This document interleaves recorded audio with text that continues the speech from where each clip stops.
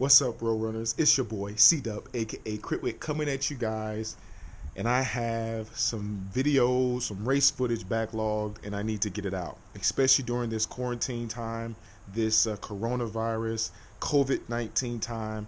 I have nothing better to do than to jump on Zwift or get you guys another video. So this video is going to be different from the last one, and I think what I'm going to do is like a first reaction to this video and talk about some of my downfalls to this particular race. So hopefully this video will do you some good. So sit back, relax, and enjoy more from your boy C-Dub, aka Whit. Peace. So as I mentioned before, I'm gonna kind of go through like a first impression with you through the video that you've already seen, which is the Roger Millikan video, but this one's gonna have just a lot more, I guess you say, information according to what's actually happening from the edits that I did in the video. This is going to kind of break down where I failed in this race. This is my first Category 3 race, and just a little bit of information about this. I believe this was the 34th Roger Millikan race, and this was the first time that this race had actually went counterclockwise. What does that mean? The way that the course is organized or oriented is that going counterclockwise, there was a longer climbing section, and it's probably like a 1 to 2% climb that was really drawn out. And so me being over 220 pounds, that was very hard for me. So therefore, I would consider the 2020 Roger Millikan race more of a climber's race than a sprinter's race. Not to say that sprinters can't handle their own, but for me, a new Cat 3 racing the new Category 3 category, and as well as my first time in the new team kit with LaGrange, there was a lot for me to overcome with this race. To include, it was also inclement weather. So the first thing that I did not do properly, nor did I do successfully, was I didn't do a warm-up. We all warm up differently. We all need to do different things to warm up properly. So what I have noticed for myself, and it's something that you're really going to have to listen to your body when you're doing your local rides, when we can get back to that, even if you're getting on Zwift right now, because Zwift is blowing up if you haven't realized that.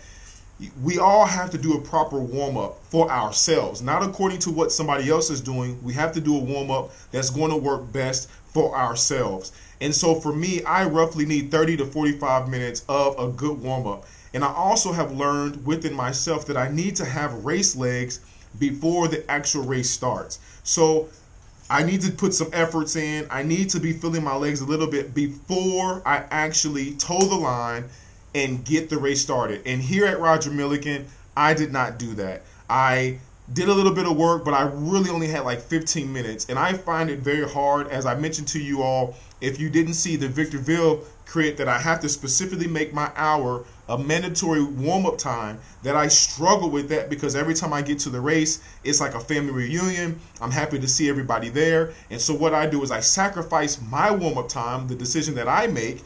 I sacrifice my warm-up time to socialize and to just hang out with friends and family. So that was my first mistake in this at this great event of Roger Millikan.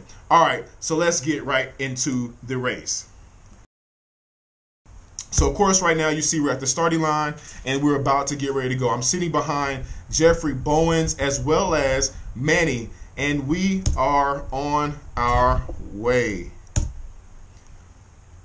All right, so I'm passing. I believe that's Kyle Cooper to the left. He's got the bar point jersey on. So I'm cutting through here. Now we're going through turn number 1. And so with this turn, I'm going to stop it there.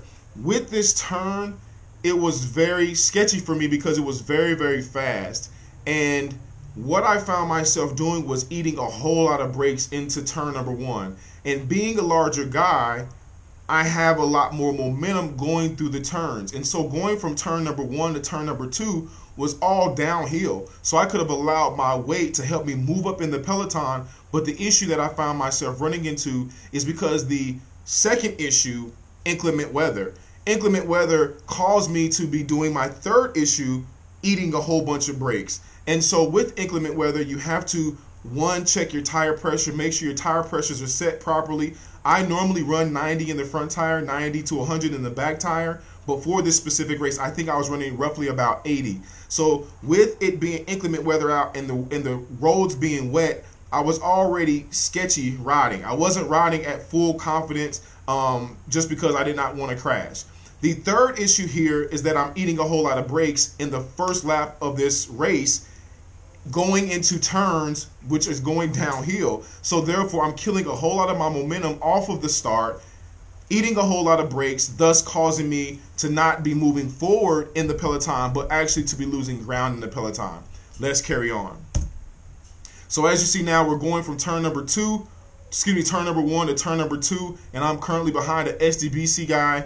And as you see, there's water jumping up on the camera. You see the rear camera down to the bottom left there, and so we're going through turn number 2 here. And again, you see this gap already. I should be eating this gap up simply because I have body weight. We got Travis Longfellow right there with Velo Sport, whom I'm coming up behind, and I'm chopping it here. All this is upgrade. So now you see Travis going. I let my momentum, so I go inside. I come up behind Frank, which is my teammate, and try to jump on that wheel. But all this is uphill. As you see at the bottom, it's a 1% grade. And so I'm sitting by Velo Sport. I'm sitting behind Frank Weir of Velo Club LaGrange, and we're just making our way up. But this, now you see 3%. So right here in this little chicane, it's like it goes from 1% to 3%. So I chopped it right there as we're now coming through the start and finish, and I'm going to stop it as we go through the start and finish.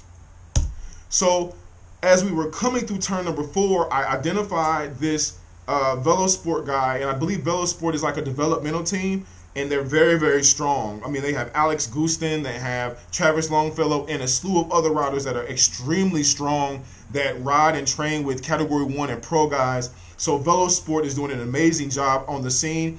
And so I saw a Velo Sport guy in front of me, a larger guy, so I said, you know what, if I can jump on his wheel and hang with him, then I'll be all right. I'll make out like a bandit. But the issue was I was already feeling my legs. I did not warm up properly.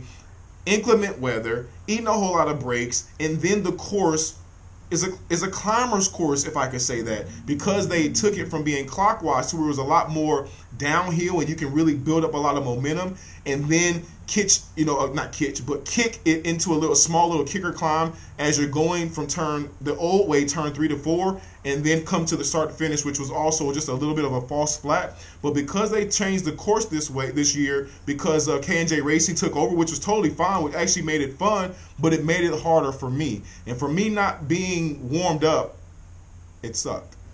Let's carry on. All right, so we just came through the start and finish. Now you're seeing me chop it a little bit more. So here we're going through turn number 2 again. I'm eating brakes. You see the ground is wet. And now I believe I was behind a go fast guy. Chopped it there because, again, losing wheel. Now I'm coming up on Jeffrey Bowens of Team 6. And, again, this is where it goes to 3% in this chicane right here. And we're coming to turn number 3. And, again, as you can see, it goes, again, going uphill. So, of course, all this uphill action is crushing my spirits. And it's not motivating me to do well. So I'm sitting here right now as we're coming up to turn number 4, and then as you see, all this is uphill, and then there's another little bump. So going up over that bump just taxes the legs that much more. And as you already can see, I am not doing very well holding on to Jeffrey's wheel, so I'm losing that. I'm trying to give some more efforts.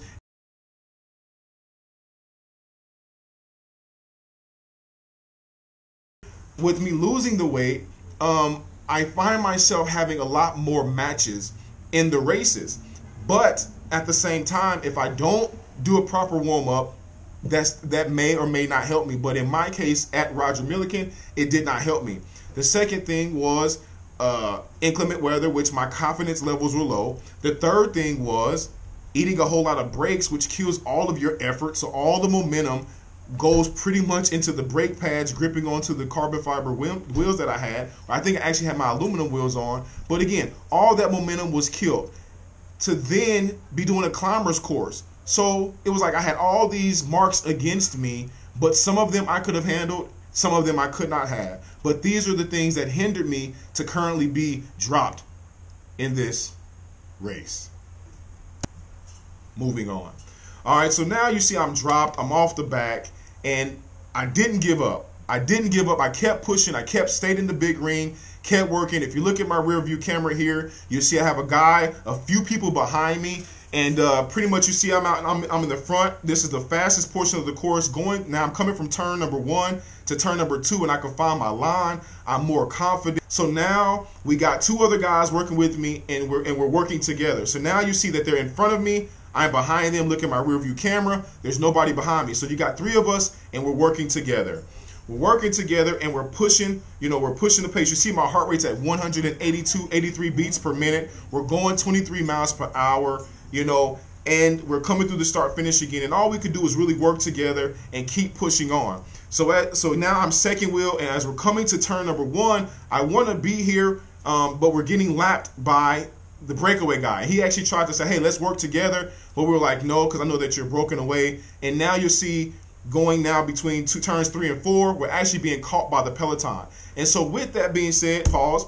With that being said, anytime you're getting lapped, and I say this because you may find yourself being lapped by yourself, you may find yourself being lapped with other riders, and I would hope that you would communicate with the other riders. If you all are dropped, that you would communicate one to another to let each other know that you're being lapped, that the peloton or the breakaway guy, if you can recognize it and see it before it's too late, let them know, or let it be known that you're being caught, so that you can move to the outside. And the reason, and of course, but at the same time, moving to the outside may not always be the best place to move. Let me explain that.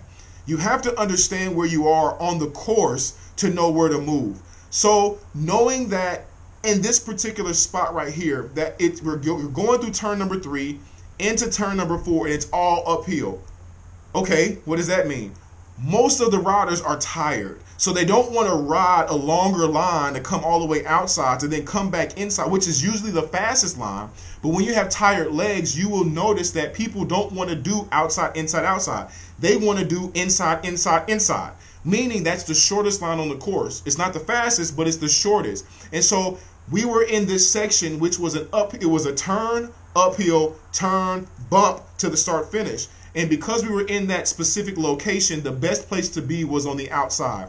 So I commented and told the other riders that were dropped with me, let's move to the outside so that all the riders can come up on underneath us so that they can have the shortest line. Sometimes you may have to hug the inside to let the riders come on the outside of you because it's a faster line. So ultimately, what am I saying? You have to know the course. You have to know what the fast and the best lines are in the specific sections of the course to know which side of the course to move to. Because sometimes you could move outside, and outside could be the fastest line, and that could be where most of the peloton or the breakaway is riding, and you find yourself in a crash.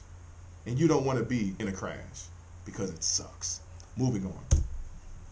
All right, so now we're coming up to turn number 4. You see I'm outside. I'm trying to tell the guy in front of me, move to the outside. And if you notice, all of the guys in the peloton, they're coming underneath us because, again, what I mentioned earlier. So we jump on the back of the group. And so from doing some different rides here locally in Southern California, we do what's called Fiesta Island. And what happens is the way that the course is laid out is to where you can ride with a group, you get dropped.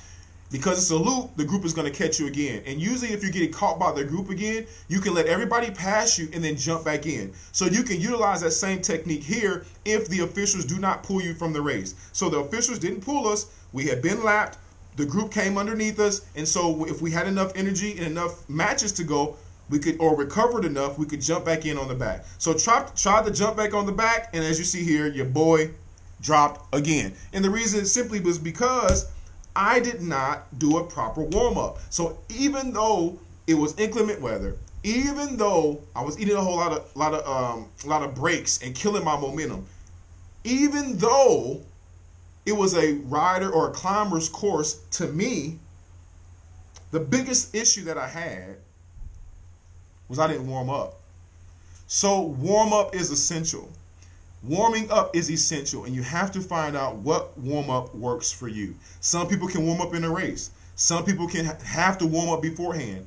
And what do you do for a warm-up? Some people have to do sprints, do intervals. Some people have to do glute activation. Some people have to get on foam rollers. Some people have to do stretching just to wake those muscles up. Well, ladies and gentlemen, if you like this video, this style of video, I'm sorry that it's not my normal commentated video, but hey, during these trying times, we got to try things different. Let me know down in the comment section what you think about the different things that I talked about. Let's get a dialogue going. Looking forward to it. Again, thank you for your time. Thank you for watching. Please comment, like, subscribe, and share this with your friends and family. On to the next one with your boy, C-Dub, a.k.a. Crit Whit. Peace.